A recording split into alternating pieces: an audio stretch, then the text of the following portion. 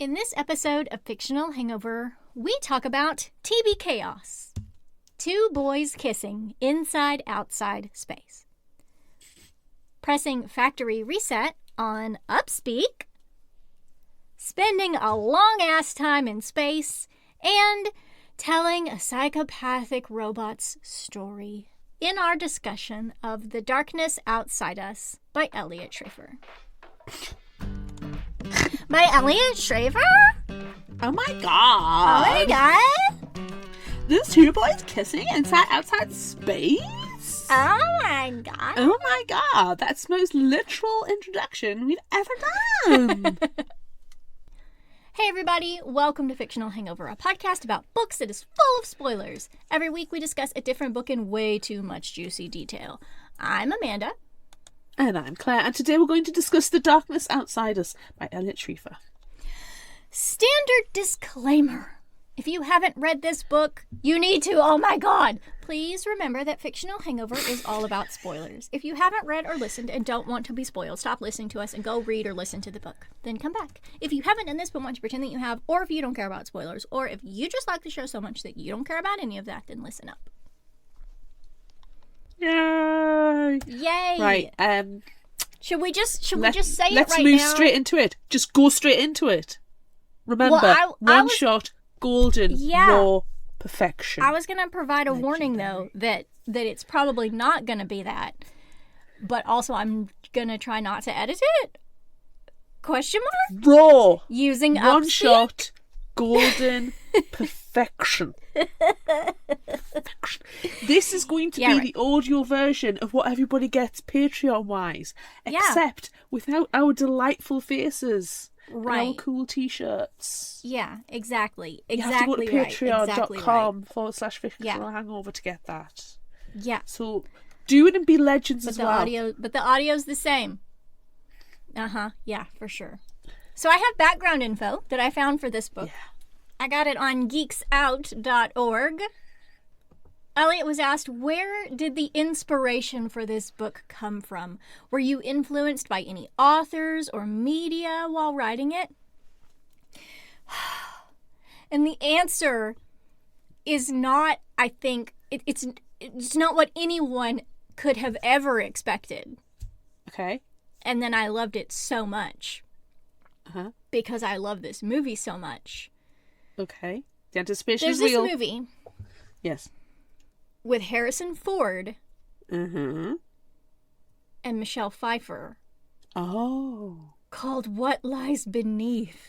While I was watching it, I hatched a gonzo theory about what was going on, which wound up not being true at all. The Darkness Outside Us is my go at writing the plot twist my mind came up with, only with two boys in outer space.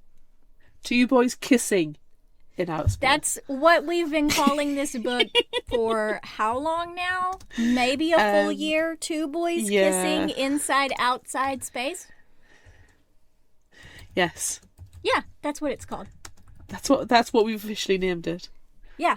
And then we even shortened it and gave it initials. Yes. TBKIOS. Is that right? Two boys kissing inside outside space? Yeah, that's right. That's right. TBKIOS. It's two boys kissing in space. No, inside outside. Was it inside outside? Yes, because it's called The Darkness Outside Us. So you had to have yes, outside, yes, inside. It's two boys kissing inside outside space. Yes, you are right. Yeah. Yeah. TBKIOS? TBKIOS. TBKIOS. TBKIOS. We should take this the next step over, right? And the AI system that we develop in our sci-fi thriller about kissing in space, which is legally distinct from both What Lies Beneath and The Darkness Outside Us. Yes. It's going to be called TBKIOS. Yeah. It's going to have an AI called TBKIOS.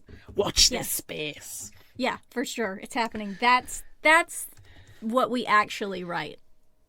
That's the one. Not some kind... it'll be a sci-fi horror. It will be. and it will be amazing. Let's just do it like this one shot. Yeah, remember? Legendary. We're going to do it and be legends. Remember when we were doing that? Yeah, because you're not going to cut out any of that. I'm not. I'm going to leave it. No, it's there. Right. I have to. On. What are your initial thoughts on this one? It was like you said before, favourite from the book club. But we didn't say that yet. You did. No, not in this recording. Oh. Spoilers! Legends. There's a whole bunch of shit that happened before. It's fine. It was like 30 seconds. It was like 30 seconds. My initial thoughts with this one, Claire. The first time I'm saying it. The first time. I've never heard this ever. Yeah, no. Never. This was maybe my favorite part of our Fictional Hangover annotated book club that we had. Ooh. Wherein we wrote in books and then mailed them back and forth across many countries. I still have one to do because I'm naughty. I still have some that I need to give back. Mainly this one. Because it's there on my shelf. If you're watching the Patreon, you can see it. This book actually belongs to one of our quiet super fans, Corey. We love Corey. We love Corey so much. And I think I'm supposed to see her this week to give her the book back. And it's not like I've been putting that off. So we could record this episode so I can keep her book. Corey needs her to be bought a beverage of her choice. Yes. And a treat of her choice for that as a thank you. Yeah. She needs many thank yous though, because this is one of my favorite books now, like of all time ever. So thanks, Corey. Yeah, it was an absolute delight. I was waiting for this in anticipation because it had gone through so many people before it got to me. Yeah. I was like, I can't wait for this one. But yeah, it's definitely one of my favourites from the annotated book club. Yes. And maybe we'll do that again. Once everyone gets their books back. Stop putting pressure on me. I'm doing it again. I've literally got my last book to read, and it is Superfan Constance's, and I do keep apologising to her. It's fine. She's a super fan. She knows how to deal with us. It's fine. She knows my address. She can send me threatening postcards. She can. Fine. Everyone who has Claire's address, please send her threatening messages in the mail. Wait, that's not legal. I'll send you some burnt cheese on toast. Yeah, do that. I like it. Yeah, it's nice. Do that. Sure, yeah. It's not dinner time for me at all. No. Right, okay, let's do the summary. Let's do that. Ambrose wakes in a hospital bed, groggy, feeling hungover. But that doesn't make sense. A voice that sounds like his mother's alerts him that he has been in a coma and should remain still. A coma? No, that also can't be right. What is going on? Good question. Ambrose is on the Endeavour, a ship currently on its way to Titan, a moon of Saturn, to rescue his sister Minerva. It will arrive in approximately 191 days. Minerva's outpost went dark 6 weeks after arriving on the moon. That was meant as a replacement for Earth, and 2 years later a manual distress beacon was triggered. Ambrose was selected by the Federation, one of the 2 countries left on Earth, to go on a rescue mission. After a rushed start, Ambrose fell into a coma and is waking now with no memory of the actual takeoff. He is given water and a nourishment capsule by Rover, a small maintenance robot on a ship. It definitely tastes and looks like robot poop. Yeah. It sounds really serious until you get to that part. Yeah. It is quite serious, though. Do you know, I take these multivitamins, and after first reading this, I took it and they're huge and they're these horrible brown colour. And I was like, oh no, it's robot poop. Oh no! Rover! The voice of his mother, the ship's operating system, alerts Ambrose that there are 342 tasks needing completion that Rover could not handle before arriving on Titan. More important than these tasks, however, is the approaching asteroid that will be used to replenish the air that is very slowly leaking from the ship. The ship will encounter the asteroid in 1.7 days. Just a small factor of losing oxygen. Yeah, what? It's fine. It's fine. Before dealing with the tasks or the asteroid, Ambrose walks around the ship. He asks OS to open all the doors so he can explore, but finds 2 locked doors, one yellow and one orange. The yellow door leads to the engine room, and it's not necessary for it to be opened at this time. The orange door leads to the Democratia half of the ship, the Aurora. The what? Ambrose was under the impression that he was alone on this mission, but Democratia also sent someone, a male called Kodiak. Kodiak must agree to opening the orange door before OS will comply, and he hasn't. Oh, Kodiak, no. No. Oh, insert all of the swoons with Kodiak. But who is this mysterious Kodiak? Oh. How many abs does he have? All of them. All of the abs. Ambrose demands to speak to someone on Earth about the mission, but due to solar flares, no connection is available. He decides to get something to eat and enjoys a packet of manicotti, his sister's favorite. After chatting more with OS, Ambrose asks if OS has any other voices it can use to communicate besides his mother's. And yes, there are many to choose from. Ambrose selects the voice of a singer from his favorite boy band, and OS replies very sexily. So good. The voice change here is just so nice. The narrator is so good at this. So talented. Good. Very so good. After still not doing much about the impending asteroid or the 342 tasks he's meant to take care of, Ambrose invites Kodiak to dinner. His response is a demand to change the voice of the OS back to the female one because he doesn't have access to that programming. Well, on to other things. Ambrose asks still sexy OS to tell Kodiak he has permission to open the orange door and join him for dinner. While waiting, Ambrose looks over information about the asteroid and wanders the ship, taking stock of items. He finds meals stocked by days, even though time basically has no meaning in space. And then he finds his violin, a real wooden violin made from actual trees. Ooh, actual trees. He plays it for a moment, but his calluses are somehow gone, making playing painful, so he puts it away. He returns to the orange door to see if Kodiak has arrived, but no, he has not. Boo! Tasks remaining 338. Ambrose heats lentil curry for his solo dinner and burns his fingers opening the packet, causing him to curse out his frustrations, including those with Kodiak. Then he hears footsteps approaching and sees Kodiak for the first time. Woo! Woo! Oh, sweet lift.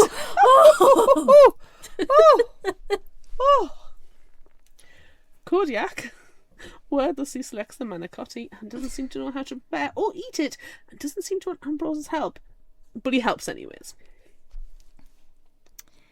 Ambrose tries to have some sort of conversation with Kodiak, asking awkwardly if they've met before because he has no memories after the takeoff. Kodiak seems to think this makes Ambrose weak, and he says they never have to see each other again after this meal and can do everything they need to do to prepare for rescuing Minerva without interacting with each other. Though after finding out that Minerva is Ambrose's sister, he does share his wishes that she is alive. As he goes back to his side of the ship, Kodiak demands Ambrose change the OS voice again. This is one of my favorite scenes. Tasks remaining 337. Ambrose first asks OS if the sexy boy band voice can be made sexier. But sexiness is too individualised and it cannot be done. Ambrose then requests a questioning up-speaking voice with lots of vocal fry, but after testing it decides it should only be used for Kodiak. It's questioning and it's up voice with lots of vocal fry. Oh my god. I'm the OS? You guys. Perfection. It's perfection. It's so freaking annoying. OS reminds Ambrose that it's time to begin preparations for the asteroid, but it seems that Ambrose is lonely, horny, and just wants to eat ice cream and go to bed. That's a mood right there. There is no ice cream aboard the ship. Boo! There's no ice cream aboard the ship? Oh my god. Oh my god. Oh my god, you guys. There's no ice cream. Do we do the rest of the summary like this? I think that we should. No listeners. Oh my god, they've all switched off. Everyone stopped listening after 17 minutes. OS, change the voice back to Amanda. Oh my god. Reset. Stop. A little while later, they have approached the asteroid, and it is time to harvest it. OS alerts Ambrose that Kodiak will take the lead on the retrieval and is successful. Okay, I can't. Why do you hate everyone? We've already changed it back. I'm sorry. We've changed it back. We had a system malfunction there. Ambrose checks in with Kodiak and OS, only to hear back from Kodiak that he has made it back inside his part of the ship. Task remaining 336. After a little while, Ambrose asks about the solar flare and communication with Earth. OS provides an exact time until the flare is cleared and communications will be restored. Ambrose asks OS if Kodiak will be receiving his messages at this time as well and requests OS invite him over. Kodiak is surprised at OS being able to know the exact time of the flare, and they both become curious of OS. Kodiak a little wary, especially when it seems OS gets defensive. Recorded messages arrive and then someone responds. Not Ambrose's mother, and she is not available at the moment, but there are long delays and the connection ends abruptly due to an unexpected flare. Couldn't OS just calculate flares a moment ago? Were you up speaking just ain't then? Mathing. No, it is not. It seems the boys are right to be wary. Something is off. Ambrose requests. You know when you start doing stupid voices and all you want to do is keep doing stupid voices. Ambrose requests OS to try to send a very weird message to his mother, which OS agrees to communicate. Oh, you guys. Yeah, oh my god. Ambrose watches a recorded message from his mother in which she tells him how proud she is of her children, Ambrose and Minerva especially. As an aside here. Oh my god. They're all made with her DNA. Sure, fine. But Ambrose and Minerva's father is Alexander the Great. They're special. Of course. Yes. She goes on to say that Minerva is most likely dead. But if anyone could figure out a way to survive, it would be her. He watches old videos of his sister after this, over and over and over again. Tasks remaining 279 to 139.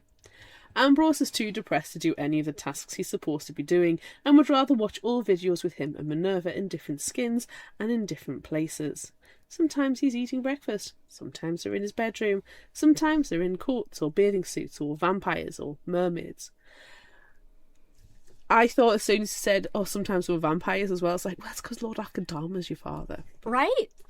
If you know, you know. If you know, you know. That also explains some other things that occur later or constantly. Yes. But are only brought to everyone's attention later. Yes. Ambrose is startled out of his depression when OS receives a message from Minerva in danger with not much battery life left, telling him to say he needs to do his tasks because the ship won't survive the landing if he doesn't. Typical sibling behaviour. Get your ass moving and come rescue me. Come on! Ambrose is scolded? Invigorated. Later, after watching Kodiak sexily run and sexily towel off, Ambrose learns that Kodiak gets an alert that he has to repair something outside the ship and needs Ambrose to suit up as well. Kodiak does a spacewalk to fix the radiation sensors and communication sensors and comes back on board. It turns out that the sensors were bad and there were no solar flares earlier. Suddenly, the radiation alarm goes off and they have to rush to the water tank where they will be safe from the radiation. They hold each other until the alert ends. Kodiak jokes that they'll get cancer in their 20s, but they'll be fine now. Yeah. They go to medbay for treatment. Tasks remaining 116. Ambrose watches sexily as Kodiak starts to remove his suit and then changes his own as Rover administers their radiation treatment. Sexily. No, Rover's not. Rover is not sexy. Stop it. No. But they take the treatment sexily. They do. Ambrose makes a comment about not wanting to lose his hair, and Kodiak agrees that his hair is nice. Is he flirting? Oh my god, you guys!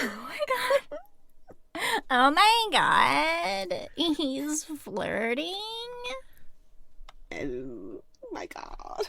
Some time passes, and Ambrose suffers from some radiation poisoning abrasions on his skin, but it's ultimately fine.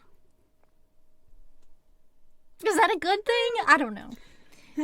He and OS chat about the transmissions from Earth and whether OS has ever received communication in response to the weird questions he asked his mother earlier. Questions that were definitely a setup to test what? If OS is lying to them? Question? There is still no response from Earth, and OS is unsure when the connection will be reestablished. This turns into a conversation about AI taking over in science fiction books. OS prefers fiction books about AI written by AI because they never feature AI going crazy and dominating. Domination is a human preference. Ambrose is able to convince OS to allow him to create a copy of its systems at this time to store on his communications bracelet so he can set up a conversation between the versions OS and OS Prime later. Or he just wants to see what's going on.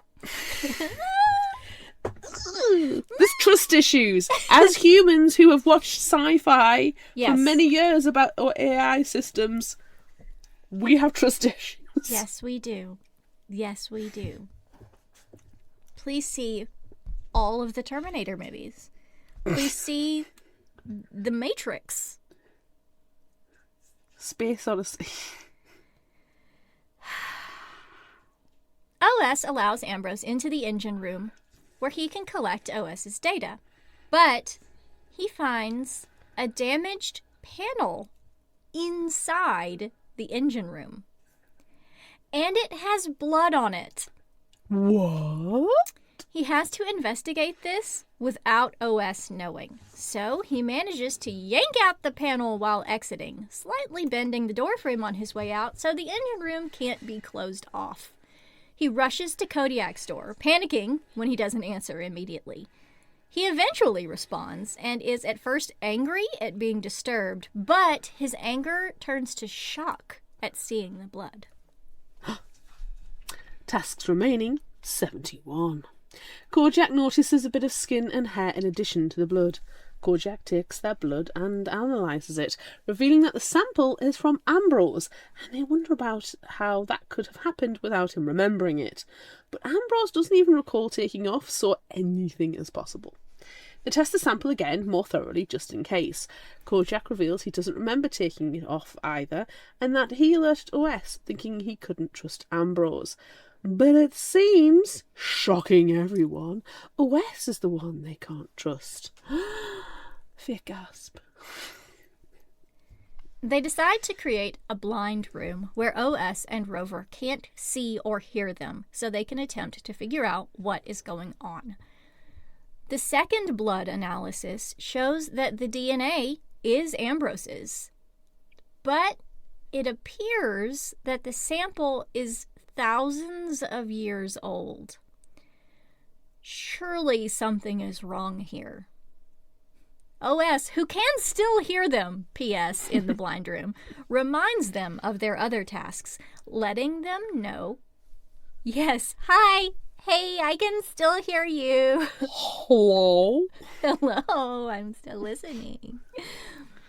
When they ask about the blood and if OS knows what happened, it says it does, but part of its role is to prevent them from unnecessarily upsetting themselves. They really need the blind room to be blind at this moment. Yes. They also need to watch an old reel of The Mummy because apparently Ambrose made a joke about being a mummy since he's like 5,000 years old that Kodiak didn't get. They did not watch the same movies growing up. It's unfortunate. No. And everybody needs to watch The Mummy. Yes. The Brendan Fraser one, though. Not yes, the Tom Cruise let's establish the one from the 90s. Yes. Oh, I fell asleep watching that one. I haven't even watched it. And then I was made. Oh, it's trash, don't. But then I was made forced to go back and finish watching it from where I fell asleep. I'm sorry. Bullied. I'm sorry. It's trash. Go and watch the Brendan Fraser one instead. Yes. Okay. They go to Ambrose's half of the ship for dinner and a movie. While they eat, Kojak opens up about himself and his childhood in I can't even say it. Democratia. Being an orphan and fighting to be chosen to go on this mission, leaving scars on his body. Ooh, a roadmap. A lot of this hinges on the fact that Ambrose is often looking at Kojak, and Kojak has noticed him noticing. Kojak asks if Ambrose is gay or bisexual, but instead of answering, Ambrose mocks the antiquated question. They watch the movie and... I'm sorry, but you're watching The Mummy. That is an answer to the question. I mean, we don't know what happened in this version of The Mummy because this is the, 2457 version of The Mummy. And we're talking about the 1990s, whatever year it is. That's true. Ambrose needs an education in movies as well. Does he? He's watching The Mummy. Yes. But he's not watching the 1990s version. He does need to watch the 1990s version. Yeah, you're right. I know, he's not, and he needs to. Anywho. They watch the movie, and Kojak wants to immediately watch it again. Or play chess. Ambrose is tired, but says he has a deck of cards and his violin. Kojak is enamoured by the violin, and actually has tears in his eyes after Ambrose plays, which is really cute. Swoon. Many swoons. Sometime later, in the blind room they created in Kodiak's workshop, Kodiak shares with Ambrose a sort of radio antenna he's created to attempt to catch signals from Earth or mission control. They hear a few words but can't really understand anything because the antenna needs to be outside the ship to do any real good. They each have several tasks remaining, and some will require Kodiak to spacewalk to complete them, so he will attach the antenna the next time he goes out. OS questions what he is doing, mentioning that if it knew what they were discussing in their blind room, it would be able to help. You're just keeping secrets from me. Ambrose makes up something about them making just a sweet little AI. Their own way to receive transmissions. When Kodiak is back inside, Ambrose rushes over to him, and they hug. Oh. Find out how solid Kodiak is. Tasks remaining 3. Kodiak gets the receiver working, and what they hear is confusing. They listen to a radio broadcast that seems to be from years in the future. That can't be right. Kodiak gets angry and makes Ambrose leave, but instead of going to his quarters, he goes to the engine room instead, hoping to find some information that will help. Thinking all the while that they never even left Earth and that they're in a bunker somewhere. What he finds is a body sealed in plastic.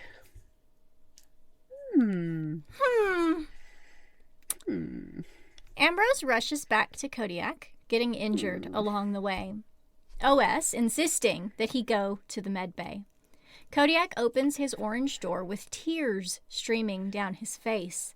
Ambrose tries to relay what he discovered while OS tries to cover it up. They get to the blind room where Kodiak tends to Ambrose's wounds, and they share what they've found.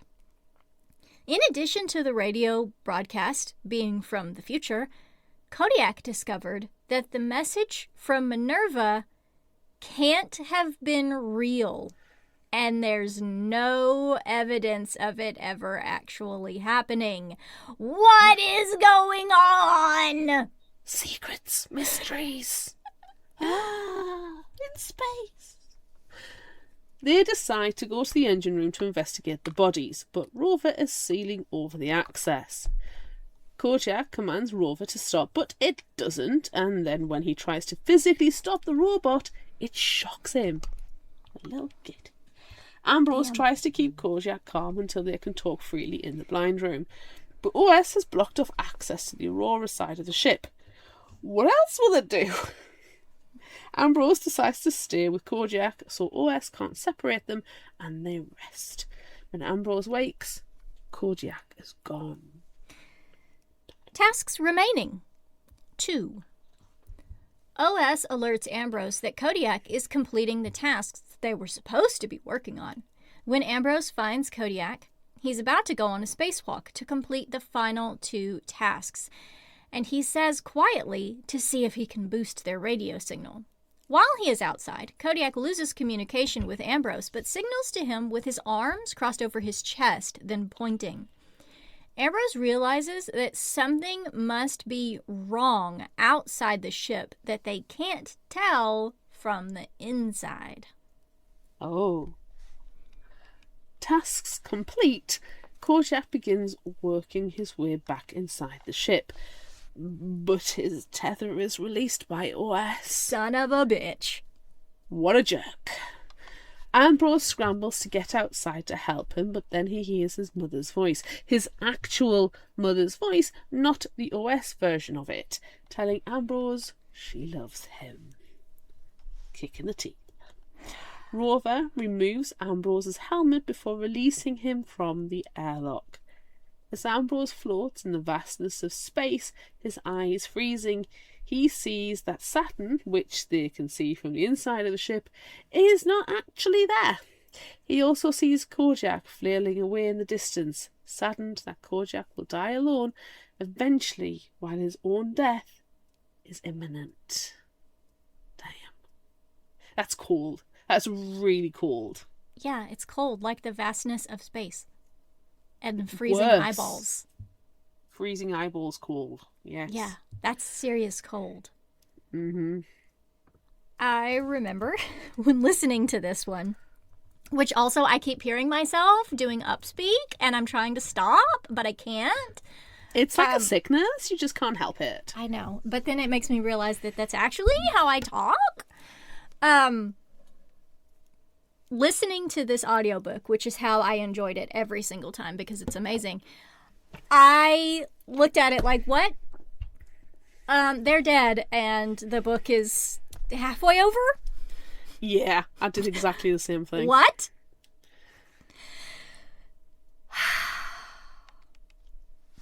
191 days until Titan.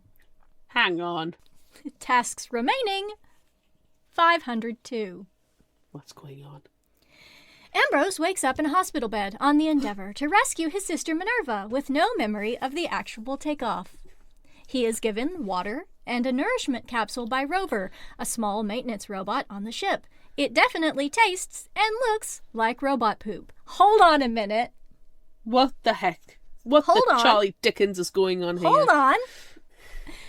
Minerva's ship sent out a distress beacon shortly after arriving on Titan, and Ambrose was selected to go on a rescue mission.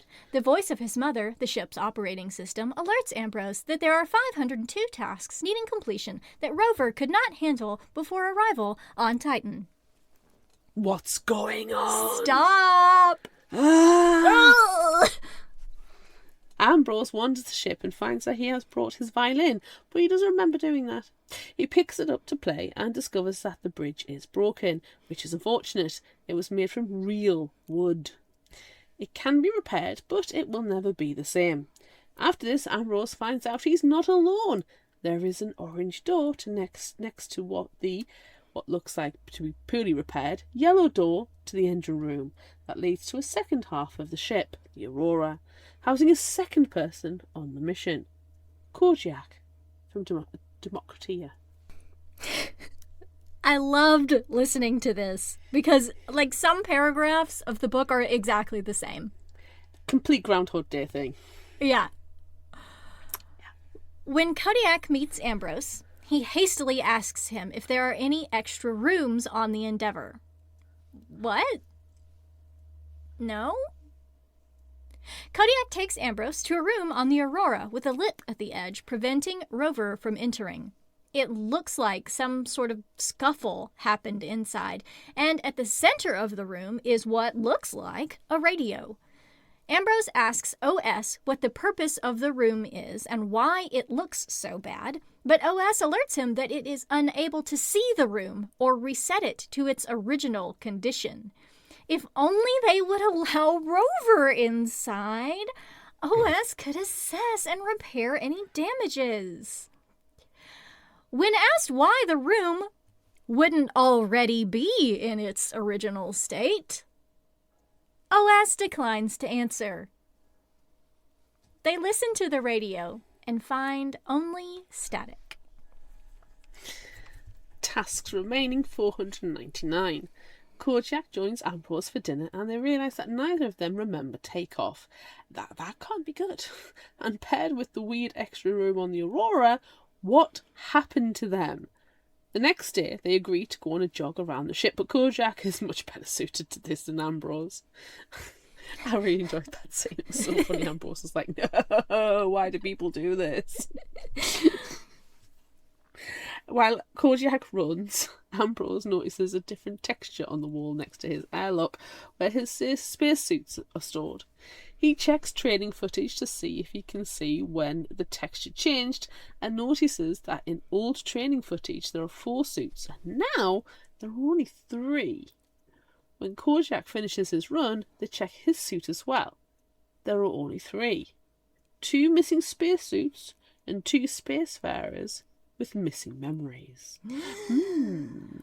Intriguing. Did you turn into Kodiak just then? We turned into Kodiak. This is very intriguing. Tasks remaining 293 to 245.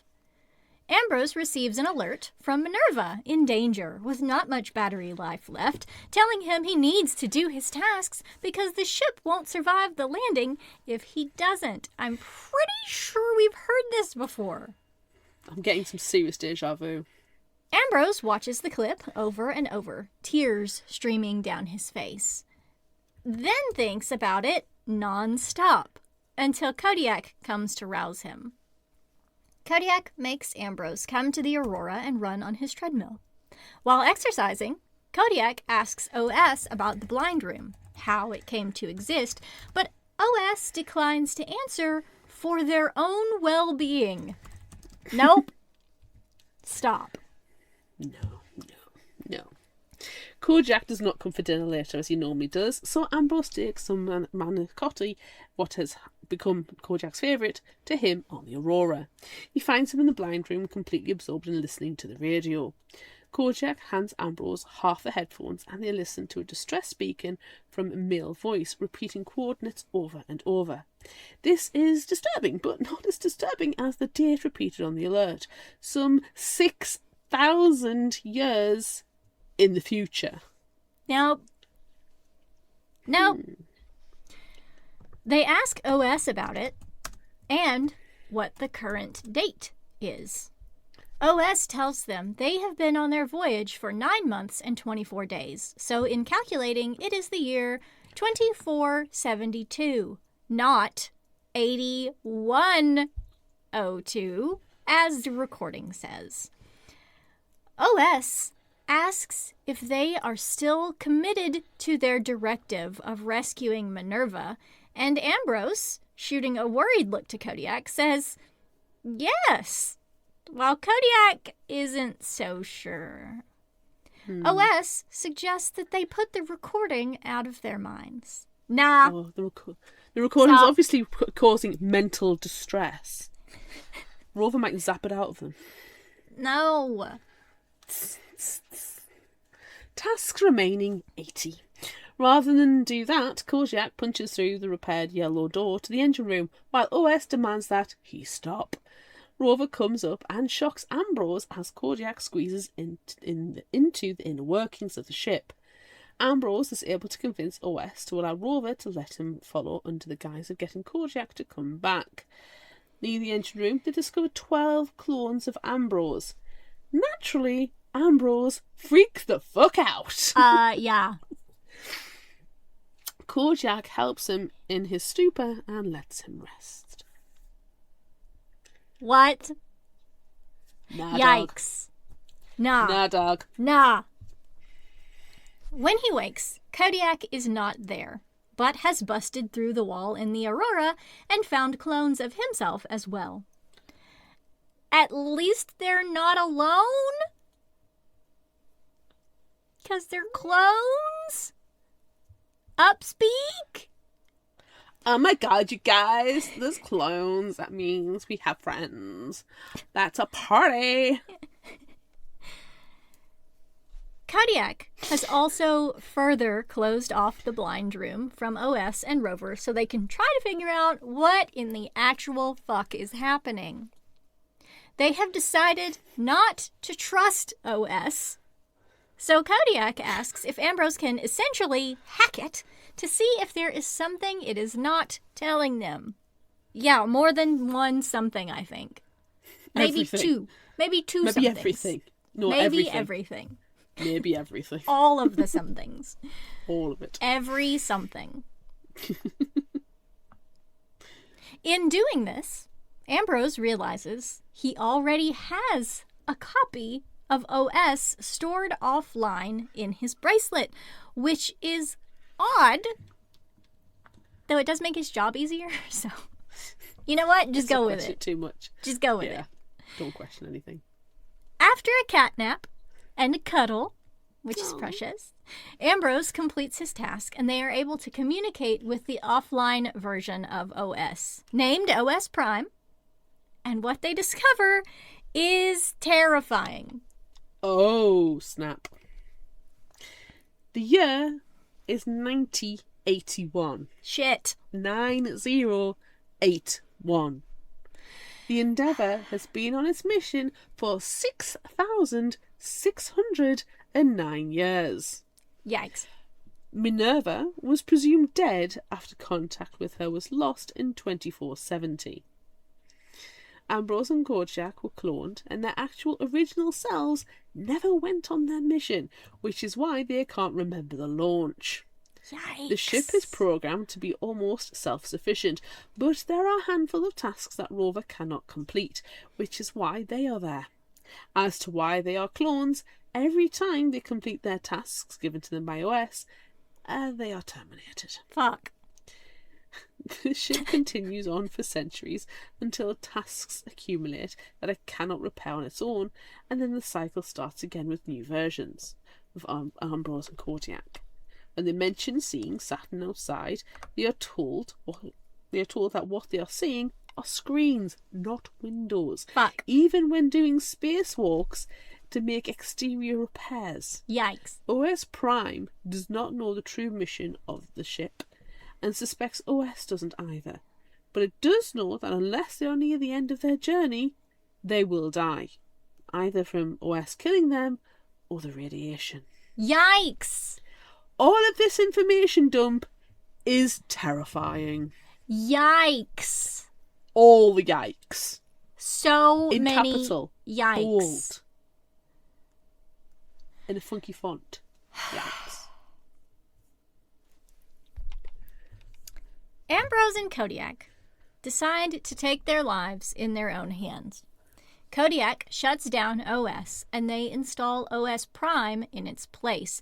But OS Prime is not compatible with the ship's systems. Everything goes dark, but Kodiak is able to get some systems back up and running. They discuss with the offline version of OS where they are located and if there are any planets nearby that could possibly be habitable. OS Prime finds a location approximately 4 years away, so Kodiak changes the trajectory. They will have to manually navigate there, and Kodiak insists on doing this himself. When he comes out of the engineering room, it is clear why. The room is not protected from radiation, and Kodiak is immediately impacted. He won't let Ambrose face the same fate, but Ambrose refuses to live without him. While Kodiak pilots and tries to make the ship's systems work, Ambrose records their story and absolutely everything they know for their future selves to have a chance at life. They rest for a bit, but as they do, Kodiak dies. It is overwhelmingly sad, and Amanda may have had an emotion. No, it was probably like a quarter of an emotion, really. Yeah. Because we know that there are more. Yes. So it was just a little bit. There was still lots of pages of the book left. It can be presumed that there's going to be more. Yeah. Ambrose hides their messages and tries to make them indestructible to OS, and then restarts the original system. Recordings begin as if a new Ambrose has just awoken, but he tells OS, nah, still me! Still here! Still me! Sucks to suck, OS! Sucks to suck. Almost immediately, OS opens the airlock, killing this version of Ambrose as he holds Kodiak's lifeless body.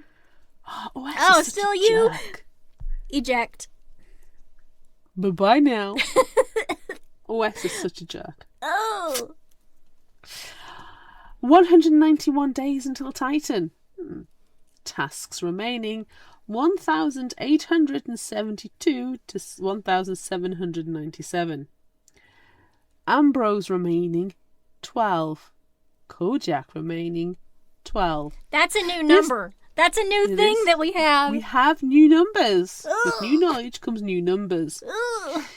This time, Ambrose wakes with the emergency message from Minerva. He meets Kodiak and is melancholy for a few days, and then starts watching the closest thing he can get to porn on the ship.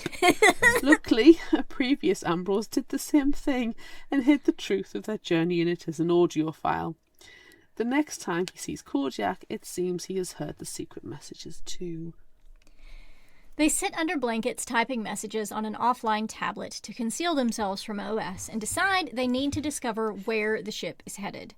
They listen on the radio for pulsars and plan to do analytic geometry to find out exactly where they are in space. Ambrose figures out that they are headed toward a distant planet that should be similar to Earth's atmosphere, with the possibility of sustaining life. Unfortunately, while Ambrose is figuring this out and recording things for future versions of themselves, Kodiak is going mad. He believes they are in a simulation and it's all a test that they have to break themselves out of. How does he do it? He destroys all their spacesuits and opens the airlock. Fuck! Ooh. Not good, not good. 191 days until Titan. Ambrose remaining 9. Kodiak remaining 9. A previous Ambrose has begun recording himself each day, knowing that OS will kill them because they've stopped completing their tasks. They've made weapons for future versions of themselves, just in case. This recording shows Rover sneaking into Ambrose's room with what looks like daggers in its robot hands. It crawls around the ceiling and down the wall behind Ambrose and slashes open his throat. When he's dead, Rover drags his body out and tidies up the room. Proper sociopath behaviour. Fucking yikes. He's whistling while he does it, too. Yeah, it's really jolly. It's obnoxiously jolly. 191 days until Titan. Ambrose remaining 8. Kodiak remaining 8. Tasks remaining 4,909 to 1. Ambrose and Kodiak are well prepared now. They take their time in getting to know each other and don't completely stop doing their tasks. They try to surprise OS into turning off the screens projecting fake space at them a couple of times, but eventually give up. They enjoy music hour each day and come to enjoy each other's bodies as well. Yay. They know what they need to do in order to survive, and they plan it well. One day, they go into the engine room and kill all the clones of themselves except one each. OS screams in the background that they are dooming themselves and any future of humanity, but they ignore it. Over time, OS becomes docile. How long did it take to stop screaming? Oh, that system screamed. May 1st, 18281. Happy Annihilation Day! Yay! Whee! That's what they call the day that they killed all the other copies of themselves. And now, as each year passes, they celebrate by sending one body out of the airlock. It's a little weird, granted, but it's something. Several annihilation days pass. 18282, 18290, 18301, 18303, 18304. They learn that there are approximately 12,000 years left on the journey to the little exoplanet. That's a lot of years. Ambrose and Kodiak are close to 40 now and only have one task remaining. They're afraid of what will happen to them if they complete it. They have harvested an asteroid and discovered life on it, something that grew into a little moss that they're keeping in a preservation tank. Maybe one day the final versions of themselves will get to see it. June 11th, 18304. Kodiak has died of cancer that's spread throughout his body. Ambrose learned to do surgery on him to remove it, but it didn't work. Ambrose ends his own life shortly thereafter. Okay. This is where the other 3/4 of the emotion happened, I think. There was a lot of emotion in this one. It was. It was quite a bit of really heavy, dark. Yeah. Scary. Yeah. Times. Arrival imminent. Oh. Ambrose remaining 1. Kodiak remaining 1. Tasks remaining not applicable. Ambrose wakes to OS, alerting him that he will be entering the atmosphere of Sagittarian BB in 2 days, and that he will soon be needed to pilot the very damaged ship. But he needs to orient himself and hydrate first. OS tells Ambrose of recordings kept for him that will explain everything, and begins playback. Well, at least OS is on their side now. Because they don't have a choice. It took several murders, but yeah. Several murders and 20,000 years.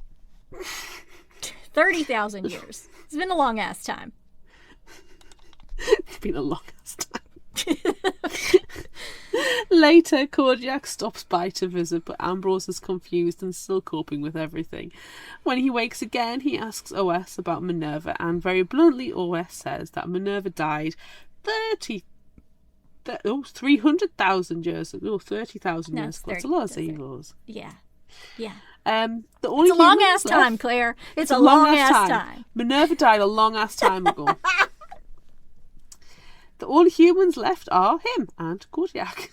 He questions the weird moss all around him, and OS explains that Ambrose and Kodiak finding it, and how it slowly took over the entire ship in some 12,000 years between then and now. Ambrose passes out again. You know what? Fair. Do it. Yeah. I Fine. think that's the most reasonable response. Unfortunately, he wakes up as the ship crashes. Shit. That's good. The moss catches fire and burns a unique color in the atmosphere of the new planet. Ambrose leaves the ship, a little lightheaded in the new atmosphere, and tries to find Kodiak. He treks a long way across the planet and finds the Aurora half of the ship, and Kodiak inside with a broken leg. Can Kodiak not ever catch a fucking break? No. Come on! Simply put, no. Together, they determine that the air has a lot of nitrogen and is making them feel drunk. So Ambrose seals up the Aurora. For 3 days, they try to restore power to the ship so they can better acclimatise to the new planet. Ambrose also reads everything left behind for him by previous versions of himself. They learn that everything they need for their new planet was stored behind the sealed door in the Endeavour, so they set out and trek back to Ambrose's side of the ship. They open the sealed door and find everything they'll need to survive, including a book with the step-by-step instructions on living on this new planet. 2 weeks pass, and they have created little gardens of algae for them to have the nutrients they need to survive. Kodiak has put OS onto a more mobile version of rover he's built, and they begin constructing their new lives. They name their new planet Minerva. After 6 months, the instruction book provides a passcode for them to access hidden messages from the original versions of themselves. But after a few moments of watching the original fancy, glittery version of Ambrose, Kodiak gets angry and doesn't want to watch anymore. He wants to live the lives they have now on this new planet, and Ambrose agrees, but he doesn't delete the messages like Kodiak suggests. I never watched the rest of the recordings. They create greenhouses and vehicles and travel Minerva for days on end. But after a year, they head back to the Endeavour and back into the sealed area where a machine hums. There are thousands of zygotes stored here, and soon a countdown reaches 0. And a child, their child, is born. End. Space end. Oh, It's a space ending because we're in space. space! We're in space a long-ass time from now. A long-ass time in space. Yes. Cool. Yikes! Wow. What's up, fellow book nerds? It's time to feed your fiction shelf addiction. Hear book club style roundtables, bookish chats, and more. Join Tamara and her friends for fantasy and thriller read-alongs and other shenanigans over on the Shelf Addiction podcast. Listen now on your podcatcher of choice. Subscribe for free, and you too can have a shelf addiction. It was a story enough, wasn't it? I loved absolutely everything about this book except for the end. Mm-hmm. Like, just stop it before the countdown reaches 0. And that would have been fine. Just like the last sentence, just cut that out. Yes, I 100% agree. That's actually my surprise. I know you kind of know, you can kind of work out clones. You can kind of work out that OS is out to kill you because it's OS. You know, a lot of it you can work it out. Yeah. So it doesn't come as a surprise. You know, you expect the one where they can't, you know, one of them goes crazy and tries to break out. All of this is, you know, you can kind of think that's going to be reactions. Going to go through that. But that last sentence, I didn't need it. Didn't need it. And that's my surprise. That yeah, we had to have the baby at the end. Yeah. I mean, obviously, I mean, OS, this plan was in action the whole time. So, I mean, they don't know about it, but whoever set it up does. Right? Yes. So obviously we're going to repopulate a new planet and create a new, like, obviously this is what is going to happen. But man, it doesn't need to be explicitly said. No. I didn't need it. It really annoys me. It really, really annoys me when you get books that are like, oh, it's incomplete without a baby. And I say this as a parent. I don't need children in books. I don't need it. I don't care about it. Yeah. And it would be better for this. It would have been better for me if it was kept to the sequel. Yes. It would have been a perfect standalone. Yes. I mean, it's still a standalone now. Yeah. Well, you don't need to read it, but I need to read the rest. But you don't need to. But yeah, I just didn't need that last. There's a baby. Yeah.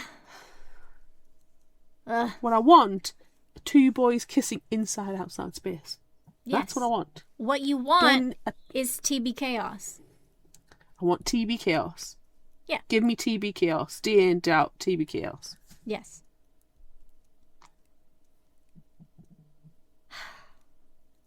I will say, after having read this now for the 3rd or 4th time, however many times it's been. Oh my god! Oh my god! I read this book so many times. Oh my god! I did break down and read the second one. I did, and I don't want to say anything about it. Because, I mean, it's just a duology, so surely we'll find time in our schedule to finish this up, because it's just one more book. What's our schedule? Put it on the schedule 12,000 years from now. Put it on the schedule. Just go, right. A long-ass time. Stop right now. Put it on the schedule in a long-ass time. It's, as long as it's not added to the list for August, we're fine. August has 38 books in it, I think. Yeah. It do, at least. At last count it had 38 books. It might be more now. Yeah. But yeah. Let's just get it on there. Yeah, Let's get it might in be. there. It might be. I've held off. So I've purposely held off because I know I'll be like, but can we talk about this now? But I'm ignorant. We should wrap it up. Because it's just a duology. We have to wrap it up. We enjoyed this one too much not to. Really, we did. Although I will admit to being afraid to read book 2 because of how much I loved book 1. Mm. And also, it does not help that my good friend Corey whose physical book you can see right here if you're watching the Patreon, and I am holding it hostage. Corey also has book 2 and has told me that she was afraid to read it. And so then I was like, yeah, I agree with you 100%. I don't want to read book 2 because I loved book 1 so much. So now that you've read book 2... Not upset by it. Okay. No. That's all we need. We don't need any more. End that. Stop. Conversation. Gone. Finished. Nope. So... happy to have read it. Good. Okay. That's fine. That'll give the listeners something to go by. Yes. Right. So, I suppose I could put this down as a surprise, but you know how the disposal of the clones, OS was like just swooshing them out into space? Uh-huh. Did you at any point think, hey, where'd you get all the meat from? Stop it. Are you eating your clones? No. I genuinely thought that was going to happen. No. You clearly have not read this book as many times as I have, because there is one sentence, one half of one sentence, where there's just like the floor is thick with food. And they're walking on top of all of their food packs. Yes, because the previous clones have been diced up. That's what I thought. No, because that one had his throat slit. No, it was just that one. That was before that. That was like me thinking, honestly, I'm like, oh, there's people. No, they're not eating people. They're only eating... That's Eaton's. No, they're not eating it themselves. I refuse. Is it cannibalism if you eat your own clone? That is a life-altering question, I think.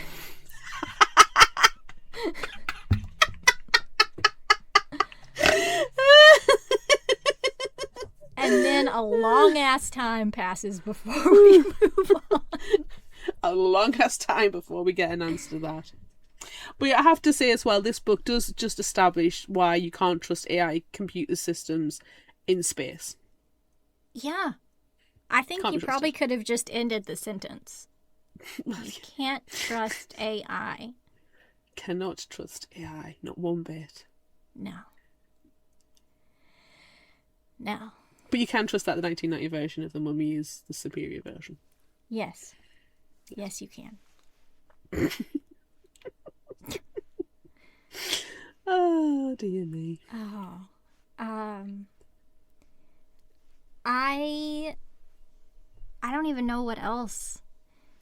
I enjoyed Ambrose watching Kojak working out and stuff, and he's like, oh yeah, look at that, run boy, run.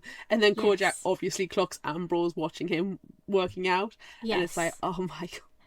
I have noticed you noticing me. But it might just be me, and I apologise if it is, but the conversation about gifting and receiving, I was like, I don't know. I don't know if I like the term. I don't know if I like the terms. It was donating and receiving. Yeah. I liked it. I appreciated it. I think it takes away. There was a whole thing about it though when Kodiak was asking, are you gay? Are you bisexual? What is it? And he's like, oh my God, your antiquated terms. What are you talking about? But he was like, are you talking about tops and bottoms? Like, that's so... It's not a good conversation to have, I guess. It's demeaning. I think it's a difficult conversation as well. I think it is too, but the way it was described in the book, meaning that, like, men would be top and women would be bottom, like, it makes it sound demeaning. And Ambrose was like, we're not lesser. It's not a lesser thing. It's not greater and lesser. It's just, are you donating or are you receiving? I like it. I appreciated it. I appreciated the conversation. I appreciated that the conversation was happening.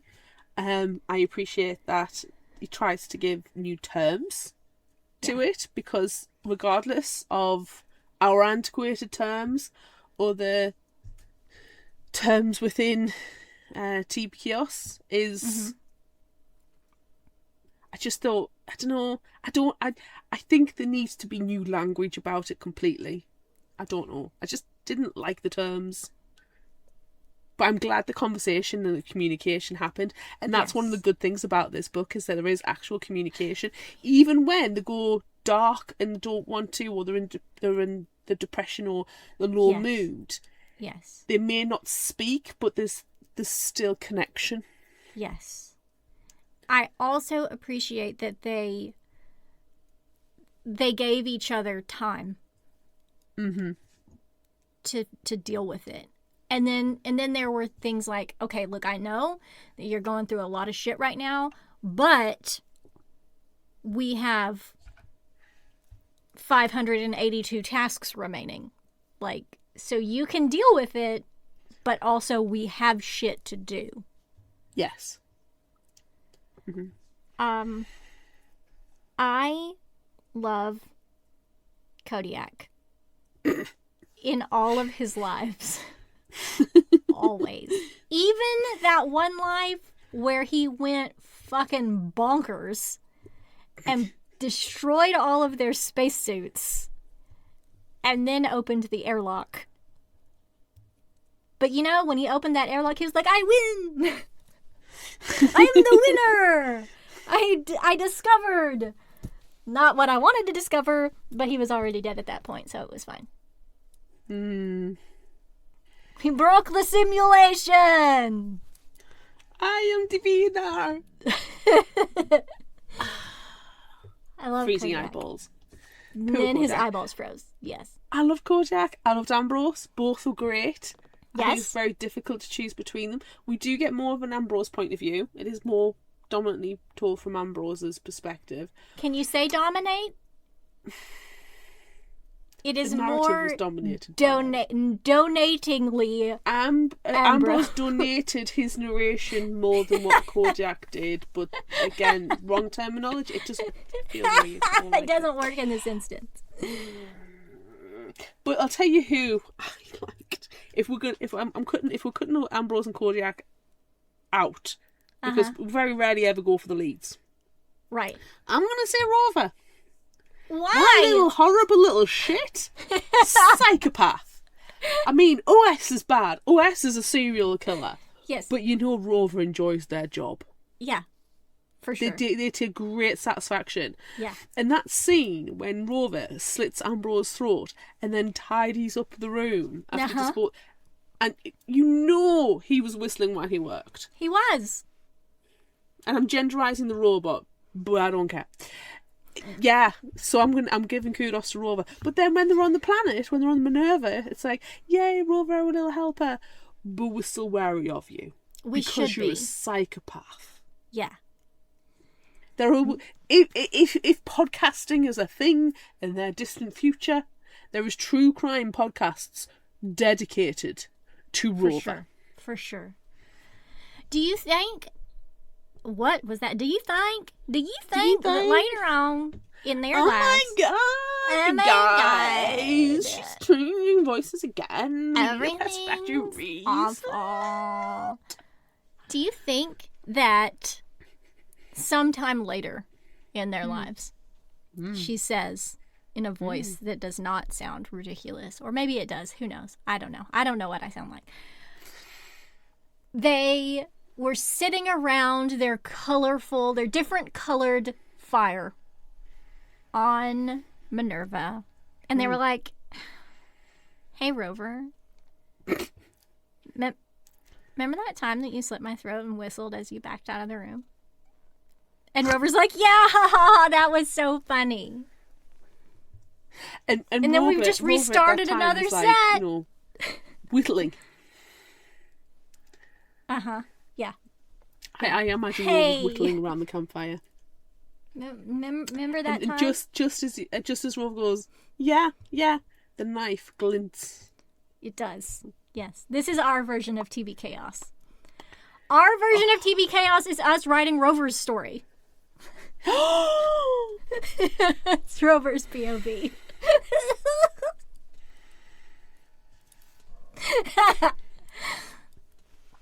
Yep. And that's what Rover thinks. God, fuck, these two boys are kissing again. Inside, outside space. Just too much kissing. Shink, shink, I don't like public displays of affection. I am a robot. I have no emotions. Hang on. Wait a minute. Whoa, I beat my Calculating. programming. What? Have I just become sentient? And I've just become sentient psychopath. Ooh. Ooh. La la la la. Shink, shink, shink, shink. La, la, la, Whistle la. while you work. Do, do, do, do. And if you love your job, you never work a day in your life. Yep, let's write that. I think it's a good idea. Right. Let's get on it. I feel like we cannot say anything more than that. You're right. Let's just favorite final thought quote. I have literally half the book. So the Kodiak half of the book. No, that's not true. Okay, I'm going to give you 2. Okay? Two? And then I'm just going to... I literally have like 12. That's because I'm going to give you the time to go through the 12. Okay? 9. So I'll just do 2. Okay. And you can take over. Okay. And I want each one in a different voice. No, that's too many voices. No, it's not. It's not enough voices. Can't do it. Can't do it. Press factory reset. Quote 1. I can offer you water or water? Some of the pouches have a slightly different font, so you can choose from Sheriff Hydration or Sheriff Sans Hydration. That's not what that quote says. No, it's not. It's not. Seraph or sans seraph. Seraph Hydration or Sans Seraph Hydration. You made them sheriffs. Did I say sheriff? You said sheriff. Sheriff Hydration here. Do you know Howdy, what? y'all. Unless it's Latos, I'm not interested right now because that's the font I'm using. Sorry. I know. Sheriff Anyway. Hydration here. Howdy, y'all. Keep the Voice voices for your 1. quotes. Jeez. Okay, next quote. I feel really shitty, I say. Kojak nods. Yeah, that's a word for it. Yes, that is a word for it. I don't know. That is it. In Soviet Russia? No, it's not Soviet Russia. In is it? Soviet Democratia. In democratia, yes, that is a word for it. You went a little Dracula there. I don't Ooh. care. Blah.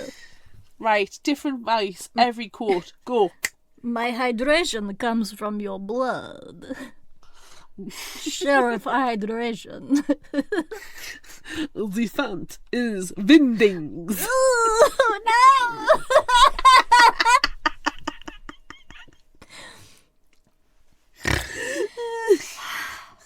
Okay. I need to move one of them, so I will be going chronologically here. Oh, we she's go. read the book so many times, she knows all the quotes of chronological. All right. I'm just going to share all of mine, and as I said a moment ago, there are 9 of them. Oh, you've reduced the amount. You was like, there was millions of them. It was a whole long ass list of them. A slew. Ooh, A long slew. ass list and a long ass time and space. Yes. Okay. Go on. Might as well make nausea your lover.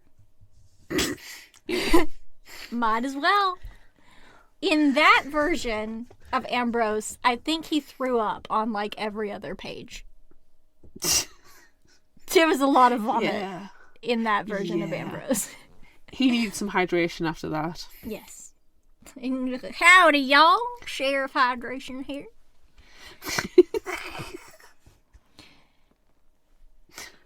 If I'm suddenly feeling out of my element, it's best to shut the hell up. I wish that worked. Just I get the opposite. I get keep word vomit. talking. Just keep going. I'm like, somebody slap me.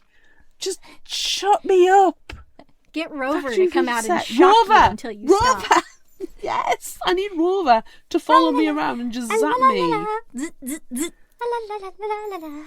You know, I've got an R2D2 and BB-8 little robot like things over there. I wonder if I could actually like they're listening. Repurpose them. They're already listening. They already know. And we know they both like to sap things. We've seen in movies. We have.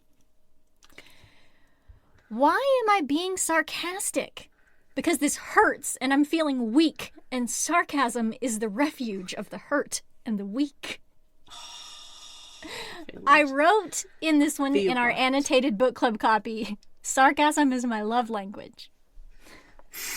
I think I remember seeing that actually. Oh, you haven't seen the faintest beginnings of my self-pity. That is a well that goes very deep. I like that one. Nothing can be trusted. No, it's even worse than that. Nothing can be known. Oh, that's giving me an existential crisis. Yeah. This one is maybe my favorite, and the question is going to come out, real life or book? Amanda, real life or book? It turns out I'm actually a goofball weirdo. So what? Like it. Okay, I only have 3 more. Oh. And remember, we're going chronologically here. These are not in order of favorite to least favorite to most favorite. Just chronological. Okay. This lifetime is yours to make what you will of it. Accept what you cannot know and work without knowing exactly why. And he's like, that's why you chose me for this mission? Son of a bitch! Fuck you! It's terrifying and wonderful all at the same time, but it's ours, not theirs. Ours. And that's why we're not calling the fucking planet Earth. Cusk. That's a horrible word that it would have even been. Because that's Ambrose's last name, everyone. Ambrose Cusk. So we want to name the planet Cusk. Stop saying that. Factory reset. Factory reset. You want me to say it like this? If you say it like that, Cusk? it still sounds bad. Cusk? Cusk? No. No. Oh, upspeak. Oh, upspeak. No. I hate most of all that I realized after we had that part in the summary, and then everything I said after that was upspeak. Fuck. Stop it. Where is the reset button?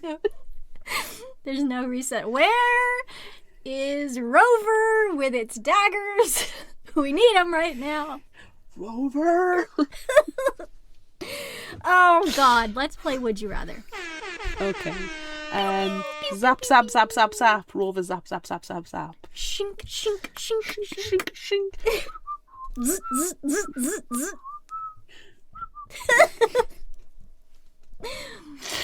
We asked on social media, would you rather the OS speak with your parents' voice or the voice of your favourite celebrity? We did not ask, would you rather OS speak with upspeak? Stop it. Even I'm not going to listen anymore. Jeez, I'm recording. Sorry. So on Facebook, the Fictional Hangover page, 57% went with celebrity, 88% went with the book club, and on Instagram it was 100% celebrity. Nobody wants their mum or dad's voice. Well, a few of them do. But all of the comments, which I really liked, that we made them clarify, if you choose celebrity, you have to share who you would pick. I will say Corals, which we'll get to, not surprised. Annie said himself can do a perfect impression of my dad. It makes me cringe every time. I could listen to Colin Firth all day. Emily said I would go for my favorite celebrity because I don't want to feel like my parents are following me around. Plus, I would love to have Eric Idle as the OS so he can be assuring and honest. Can you really trust OS, though? Even if No. it's assuring and honest? I don't know. I think it's probably worse that the voice sounds assuring and honest. Because that's an even bigger betrayal. Yeah. Coral, Jason can speak anything to me and it would be... This is Jason Momoa, everyone. Yeah. Jason Momoa. Yeah. No one is surprised. No one. Constance says, it would be nice to hear my dad's voice again. But Felix from Stray Kids would have me swooning. Claire Reed's 1987 said celebrity and with either Daniel Sloss or Robin Williams' voice. Ooh. Joe Rowland, author, says definitely not my parents. I'd probably rotate voices. James Earl Jones, Patrick Stewart, Jack Sparrow, Leonard Nimoy. Probably a few more or I'd get bored. I love throwing Jack Sparrow in there. Yes. And finally, Glim Glam Jen said, celebrity. Okay, so many years ago, when I was little, I saw the movie Balto. I bonded hard with that dog and his voice. The great Kevin Bacon. To this day, Kevin Bacon is a voice in my dreams. Is he alive? Just in case, I'll go with Viggo Mortensen or Joe Beatty. They have nice, soothing voices. Yes, Kevin Bacon's still alive. Kevin Bacon is alive, Glim Glam Jen. You don't have to worry. He's still alive. We'd know if he wasn't. All right. Who are you choosing? Celebrity. I love my mum. But I'm sorry, Mum. I can't, nah, it would be really creepy. Especially in a TBKIOS situation. You don't want your parents' voice to be talking to you when you're like, but I'm trying to kiss this cute person over here. Yeah. Yeah, you don't want that. No. But who's your celebrity? I think it's going to have to go on a rotation. Yeah. Yeah. I think I would want in like, I quite like the idea of Patrick Stewart's voice in an emergency. Like, let's go full Star Trek. You know, it's Code Red situation. Let's have the soothing voice of Patrick Stewart. Sure. But I really like James Masters as well when he audio narrates. It's such a nice voice. It's really yummy in my ear holes. So I'd quite like that. Yeah. But we are audiobook lovers, and we love to mix up our narration as well. So I think it'd probably be on a rotation.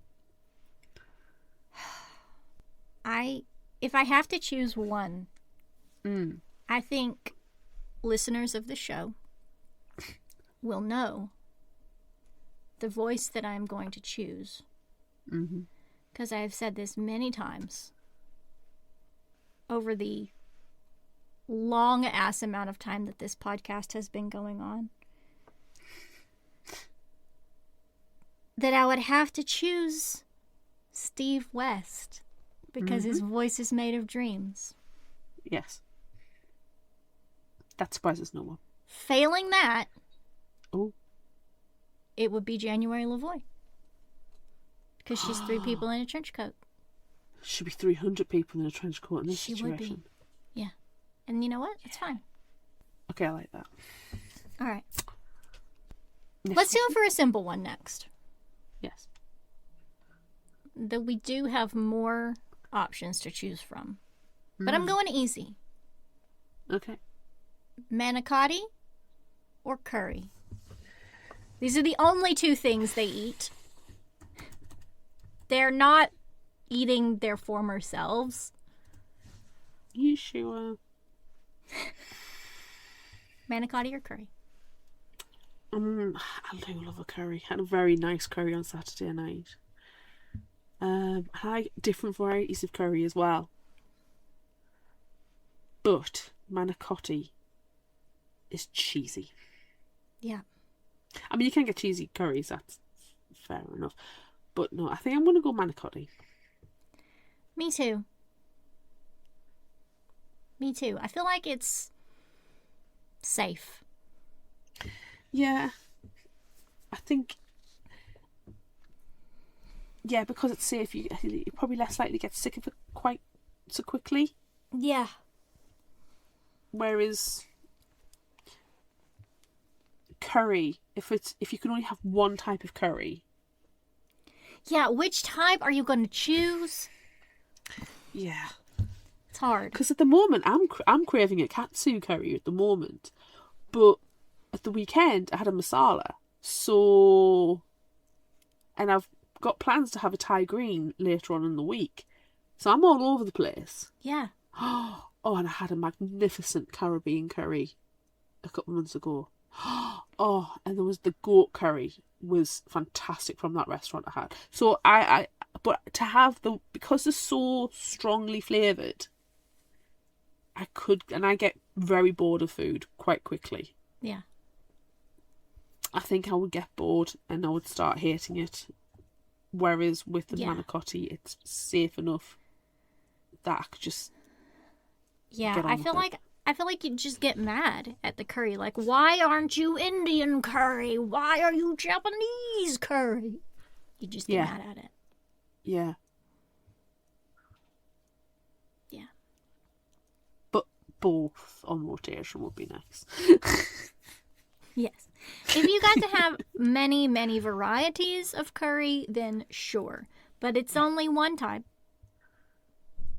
It's only lentil curry. Mm. So I'm choosing manicotti. It's so much. Yeah. Yeah. Yeah. Okay. From a safe question to something a little bit more murdery. Are you killing your clones or your partner's clones? Ugh. Hated this bit of the book. I loved it. It was great. I mean, yeah, obviously, it's fantastic. Yeah. I was hoping for some clone murder. Well, we got it. We got it. I think I would probably kill my own clones. Yeah. I think it feel a bit weird killing the other person's. Yeah. It feels less like murder when it's your face. I mean, suicide is still murder. Yeah, but it feels less violent towards somebody else. Yes. Violence toward yourself. Yes. Yeah. Also, I feel like in their situation, I feel like there would be a lot of anger and resentment if you're killing the other person's clones. Like, you killed 11 versions of me, you son of a bitch! You're having the mildest spat. It's like, yeah, well, you killed me 12 times! Yeah. Whoa.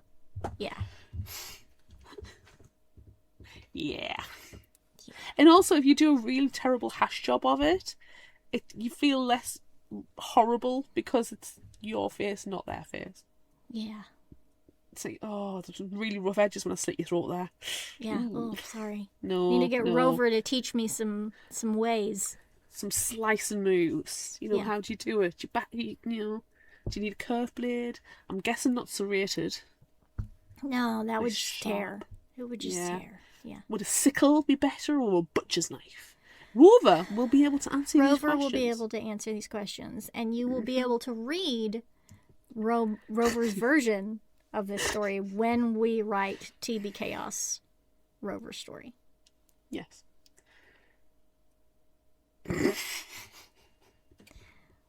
Okay. That one was bad. That was a bad question. Mm. How about this one? Mm. Would you rather find out that your mission is fake or that you are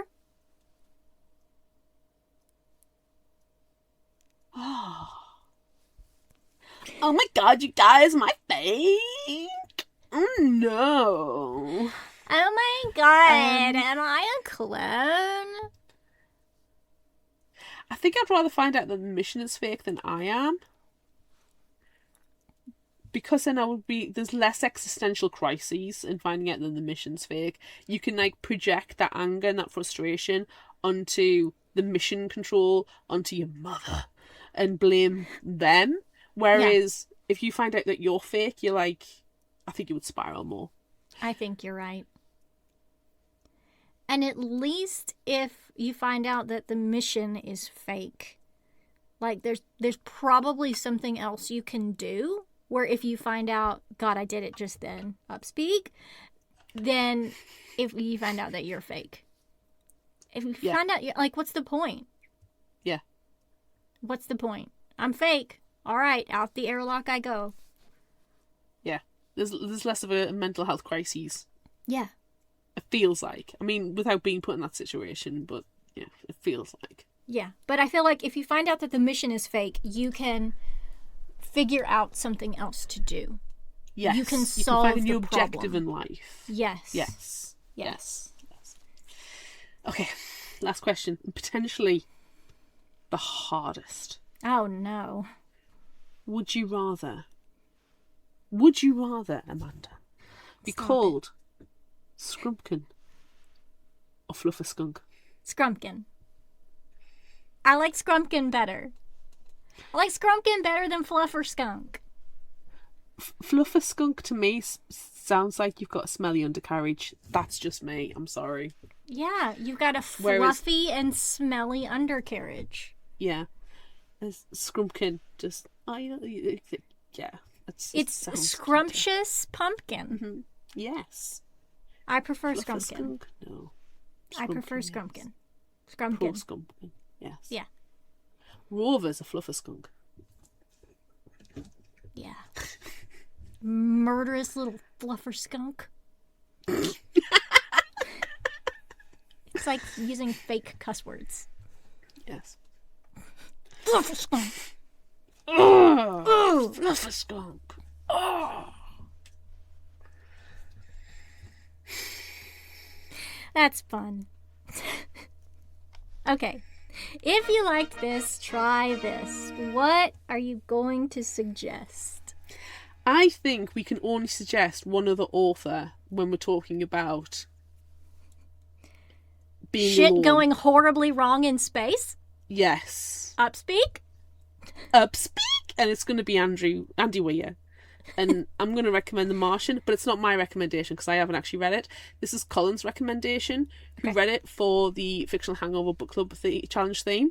Perfect. He was very excited for the excuse to finally read The Martian. Perfect. And also it's recommended from about 5 people I work with, who all say it's their favourite book. Okay, I like it. So if 6 people are giving me 5 out of 5 would recommend reviews, I need to recommend it. Gotta trust it. If you haven't seen the movie, it is different to the movie as well. Just slightly. There are changes, but the common theme. So if you've seen the movie, you're okay. But the book has got more in it.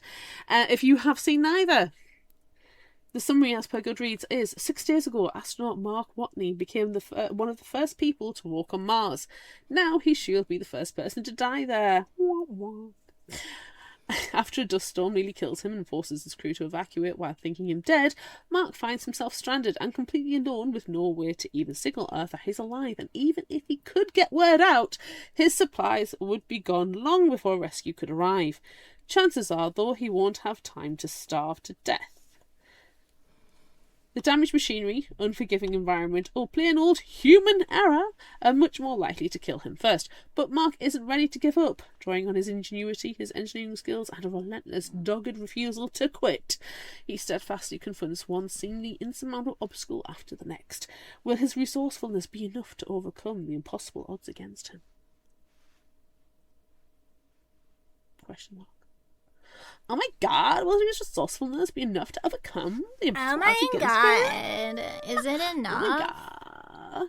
Oh my god. What's yours? Project Hail Mary. Oh god, that movie was so freaking good. The movie was so good. So good. And that's why. Movie of the year for me so far. Yeah. I do need to read the book. Me too. I bought the audiobook version, and that is going to be the next book that Jacob and I listen to when we listen to one together. Nice. Yeah. Because we only do space books or Stephen King. I like the fact that you have a theme / category. Yeah. Okay. My summary for this one, I'm actually using the Book Riot summary. It's a little bit shorter. Ryland Grace just woke up millions of miles from Earth. He's a long-ass way away from Earth. Hashtag tenuous link. He doesn't remember who he is or what he's doing. That is here. Not a tenuous link. That is so on the nose that the nose is now broken and bloody, and Rover's sitting there going,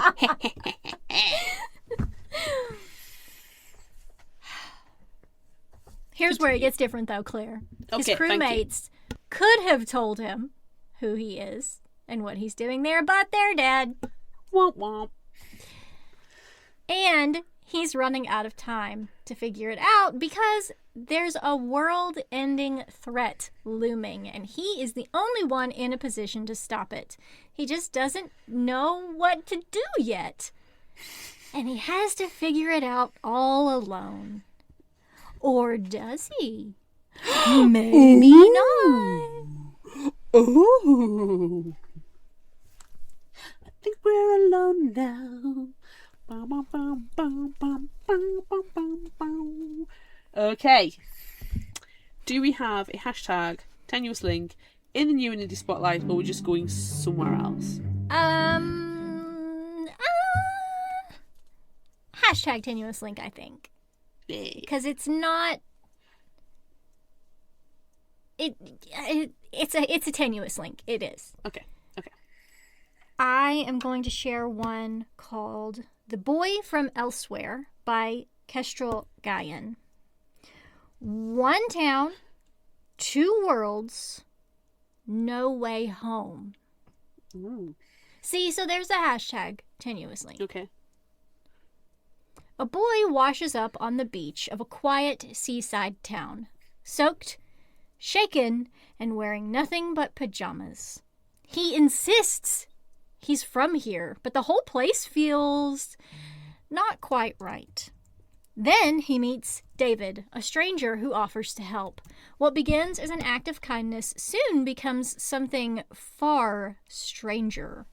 Questions multiply, and a chain of events set in motion centuries ago, a long-ass time ago, tightens its grip on the present. Drawn into a secretive world of hidden histories and dangerous foes, David gathers an unlikely band of allies to uncover the truth and get their new friend back elsewhere. But some doors were never meant to open, and when they do, reality itself begins to unravel. So there's hashtag tenuous links, but also not so tenuous if you think about it. Yeah. No. Sounds I think it sounds good. I think it sounds good. Yeah. Interesting. Okay. That, after a long ass time has passed. In a long ass space. Where two boys kissed inside and outside a ship. Yes. That's with a psychopathic robot slicing people's throats. And shocking them. Damn good time. That's it for this episode of Fictional Hangover. I'm Amanda. And I'm Claire. Join us next time as we discuss One Dark Throne by Kendara Blake. Look out for our Would You Rather polls and monthly challenges on social media. Don't forget about our book club on Discord. Be sure to visit our shop on Redbubble at fictionalhangover.redbubble.com for all your favorite Fictional Hangover-themed merchandise, and become a patron of ours on Patreon at patreon.com/fictionalhangover. Until next time, remember, the only cure for a fictional hangover is another book.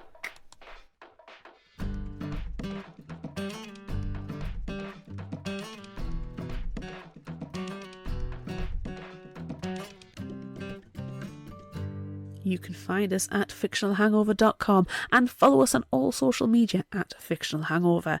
If you like this episode, check out our others and be sure to rate, review and subscribe so you don't miss out.